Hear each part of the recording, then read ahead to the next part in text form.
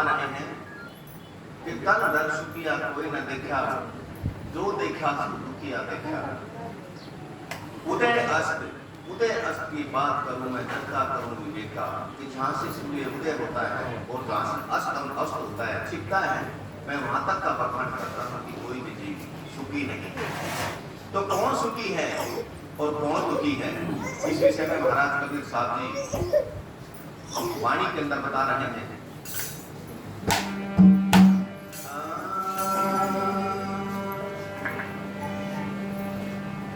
हर तन धर सुखिया कोई न देखा, हाँ तन धर सुखिया कोई न देखा, हाँ जो देखा सो दुखिया हो, तन धर सुखिया कोई न देखा, हाँ जो देखा सो दुखिया हो, तन धर सुखिया कोई न देखा। उदय अस्त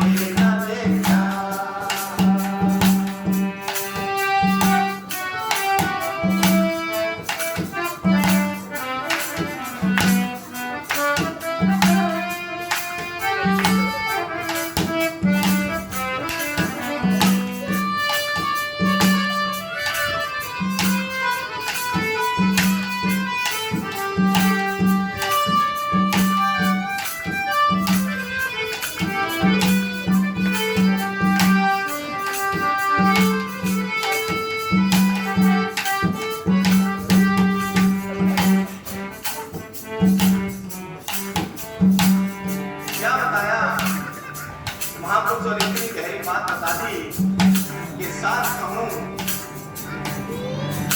तो कोई यकीन नहीं करता और झूठ में कहीं ना जाए। कैसे बताया?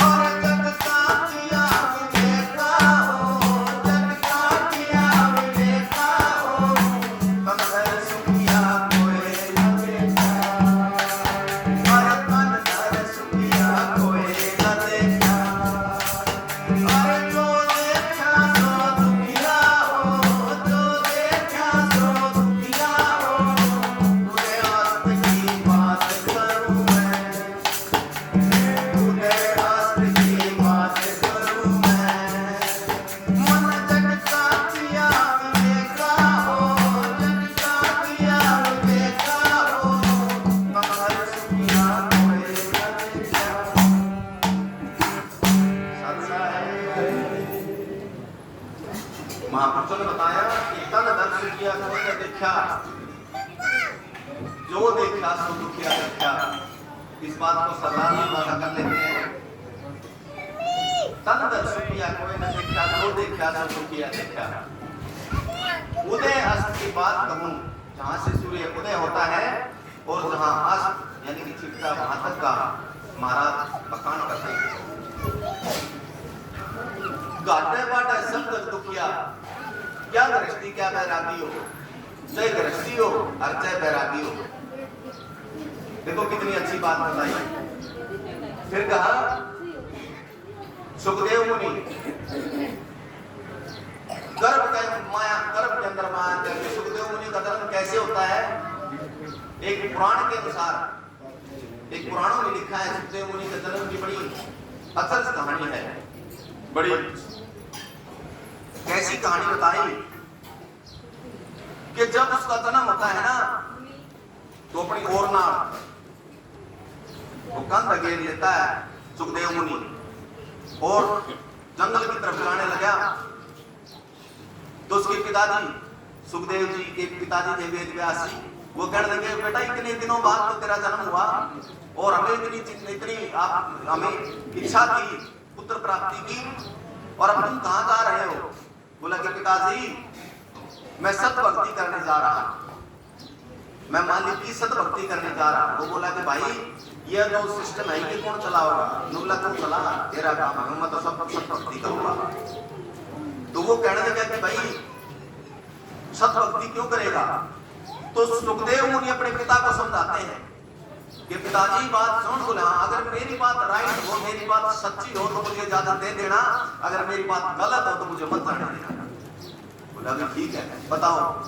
तो इतना सुंदर वाक्य बताते हैं वो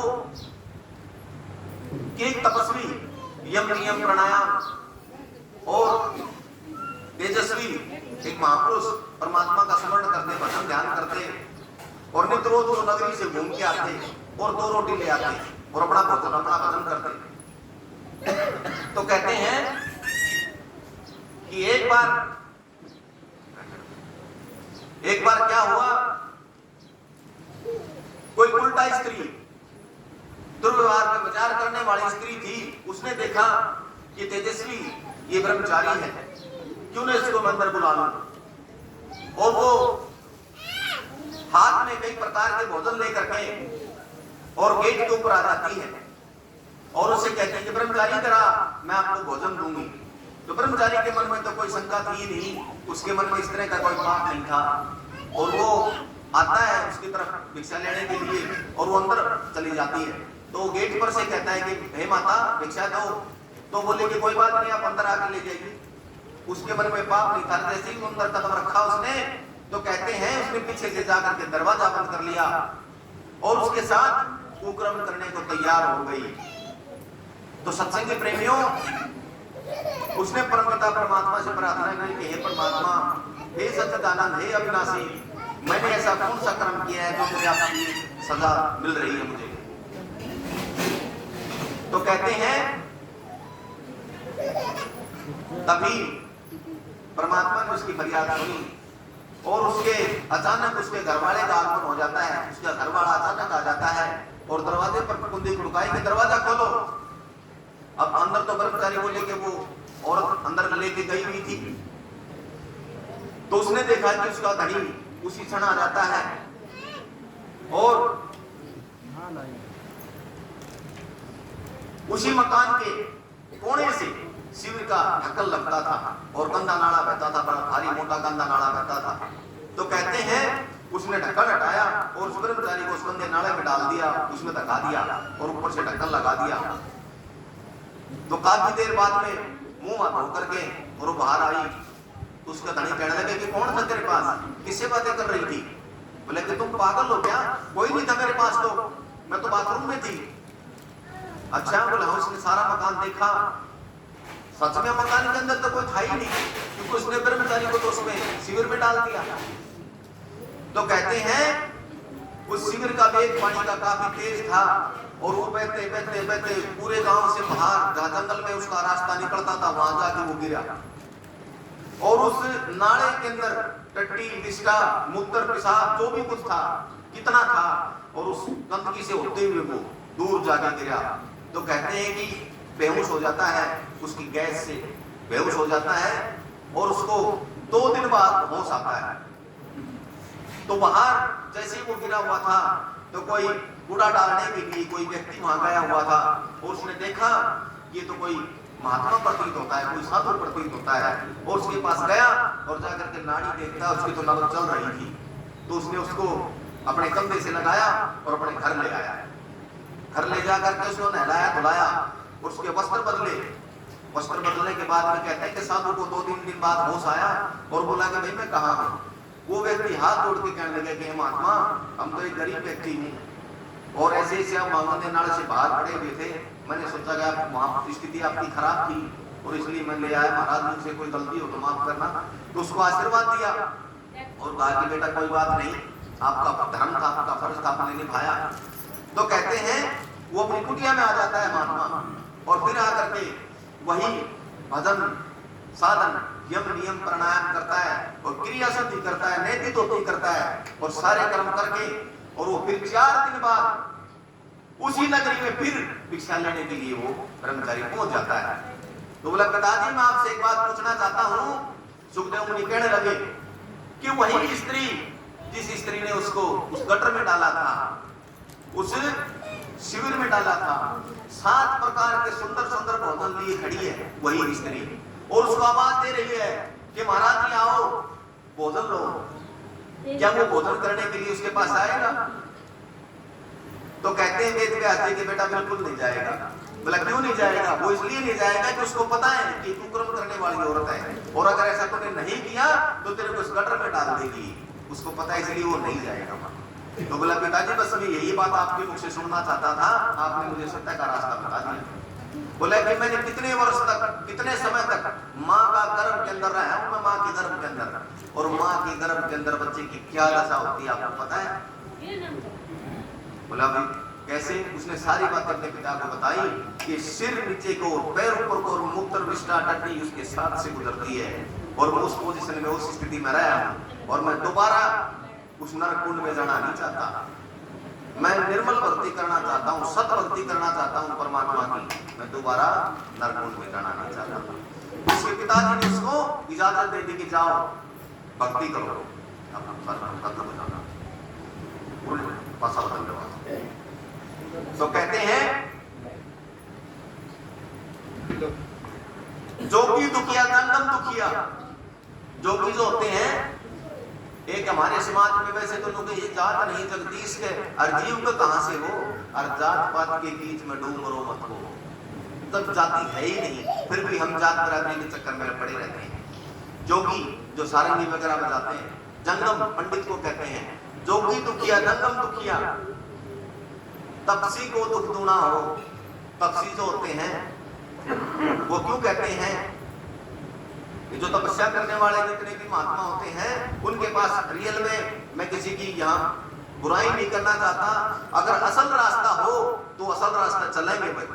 अठयोग में अठयोग हो जाता है। असल रास्ता क्या है? असल रास्ता कुछ और है। साच कहूं तो कोई ना माने, जैसे इन्होंने बात बताई, असल रास्ता कुछ और है और रास्ता इन्होंने कुछ पकड़ रखा है। तो बताओ मंजिल कहां से मिलेगी? कभी नहीं मिल सकती। लिखा आशा तृष्णा सब घट व्याप्त है। शरीर के दिल के अंदर आशा तृष्णा ये सब घट के अंदर व्याप्ति है। और कोई मैं रमधन सुना, कोई अरब खरब में एक है जो आशा तृष्णा से विमुख है। फिर बता कि साच कहूं तो कोई ना माने, कि जहां सुख की बात प्रतीत होती है, तो सच्ची बात बताऊं तो कोई नहीं मानता, क्योंकि लोग उनको परमात्मा मानते हैं। साच कहूं तो कोई ना माने, झूठ कही ना जाई, ब्रह्मा विष्णु महेश भी दुखिया जिन्हें राह चलाई। बड़ा सुन के और पढ़ के बड़ा दुख हुआ कि जिनको हम परमात्मा मानते थे, जिनके प्रति हम दिन रात आसक्त रहते थे, भक्ति में, गुणगान में, ध्यान में, भजन में, अब वो भी दुखी है, तो सुखी कौन है? बड़ा महसूस हुआ। फिर महापुरुषों ने बताया कि वो दुखी कैसे हैं। ब्रह्मा ये मनुष्य जन्मजात जो मनुष्य योनि है, या कोई भी लक्ष्य जो योनि है, उसको बनाने में व्यस्त है, वो दुखी है। और विष्णु पालन करता, संसार की सृष्टि का पालन करता है, वो वहां पर भी वो दुखी है। भगवान शिव संहार करता है, वहां पर वो भी दुखी है। सुखी कौन है?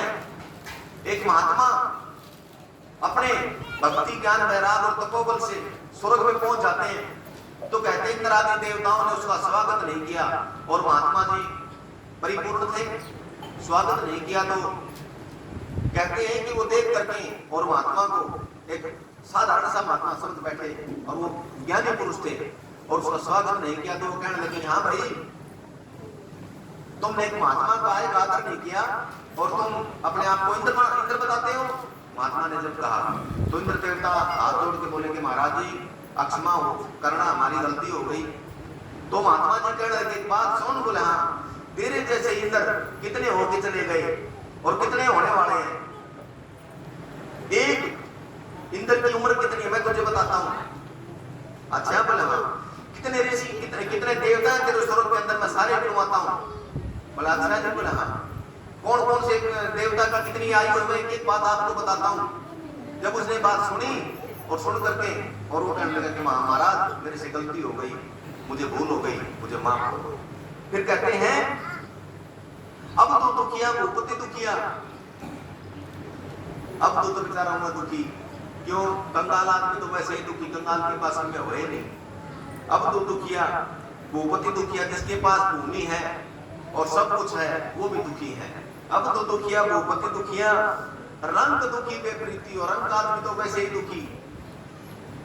और कहे कबीर सकल जग दुखिया, ये सारा संसार सुख उसको प्रतीत कहीं नहीं होता, हर चीज दुखी है। हरिया की बात भी सच है। मेरे पास वो गुड़गांव साइड में एक आश्रम है गढ़ी, और जब गढ़ी आश्रम में बैठे हुए थे तो वहां पर एक व्यक्ति आया और आकर के कहने लगा कि महाराज जी नमस्कार, प्रणाम, वहां से आओ। तो संसार की तरफ से उसके पास कई लाख की गाड़ी ले रहा, करोड़ों की प्रॉपर्टी, सब कुछ, 2 बेटे। और मैं उससे कहने लगा कि भाई कैसे हो? तो बोला कि गुरु महाराज आपकी कृपा से मैं खुश हूँ। तो मन महसूस है कि एक आदमी तो ऐसा आया किसने नु कहा कि मैं तो सुखी हूँ। तो क्या हुआ, थोड़ी सी देर बाद वो कहने लगा कि महाराज जी मुझे आपसे नाते में कुछ बात करनी है। महाभाई ने एक बात सुन, बोला अगर परमार्थी कोई बात हो, परमार्थी कोई बात हो तो सबके बीच में पूछना, किसी और जीव का भी सुन के भला हो। और भाई नौलाना जी मेरी तो निजी बात है, माचा अब वो निजी बात के चक्कर में वो ऐसे इसको मेरे को अंदर ले गया और वो हम कमरे में जाके, और वो व्यक्ति मेरे साथ बैठ गया और रोने लगा। तो माँ भाई की बात रो क्यों रहा? बोला महाराज मैं सच बताऊं, मैं इतना दुखी हूँ, बहुत ज्यादा दुखी। माँ यार मन तो सोची थी दुखी है कि यो आदमी तो सुखी आया, तुम कैसे महाराज मैं आपके भगवान की दया से मैं सुखी हूँ और तू रोने लग गया।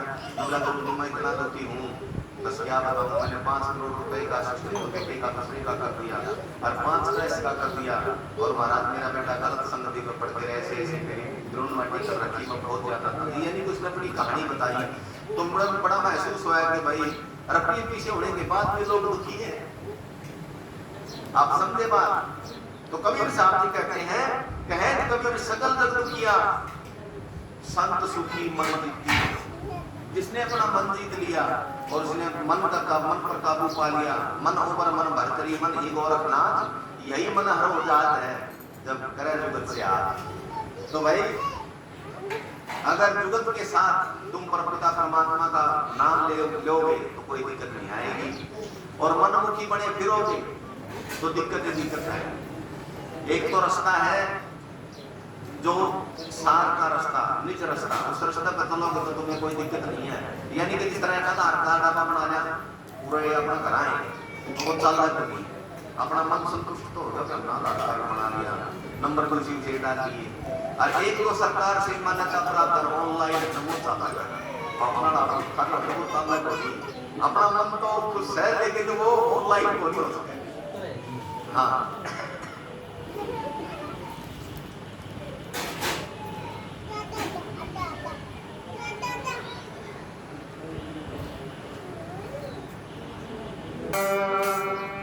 अरे अजर अमर के नाम है तुम्हारे सो पावे,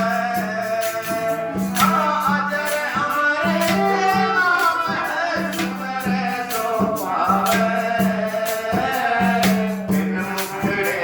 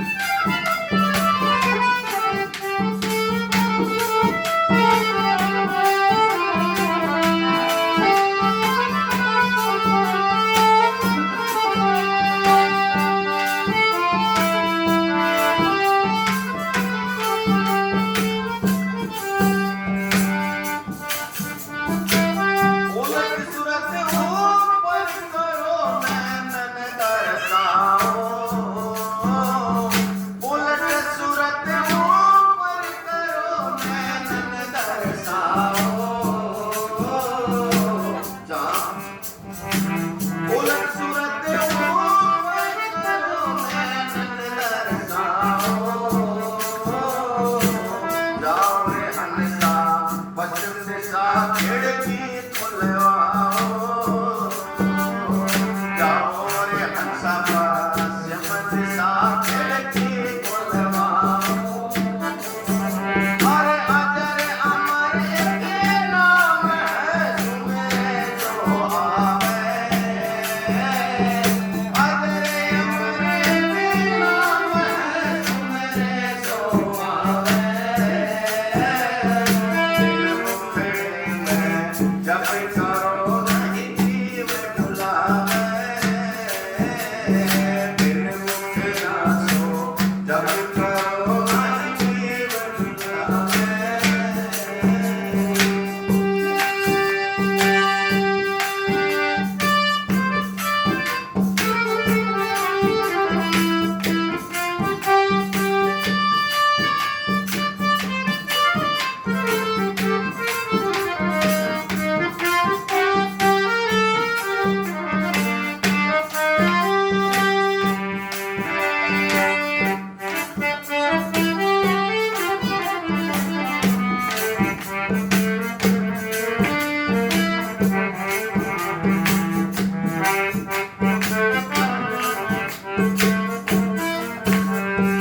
त्रिवेणी के घाट पर जहान सा नाम है त्रिवेणी के घाट पर जहान सा नाम है पानी पवन की गम नहीं वालों कर्मधारा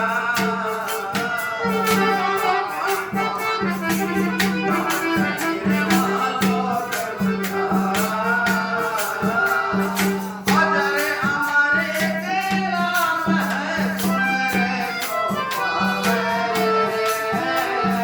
दिल मुख रामो जब करे नहीं जीव डुलावे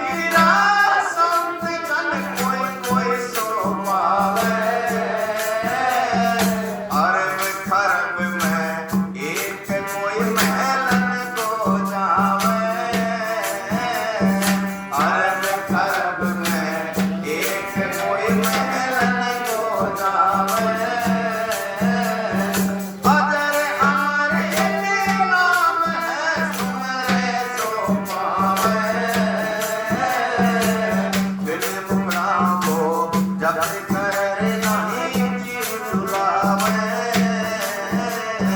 बिन मुखे नामो जप करे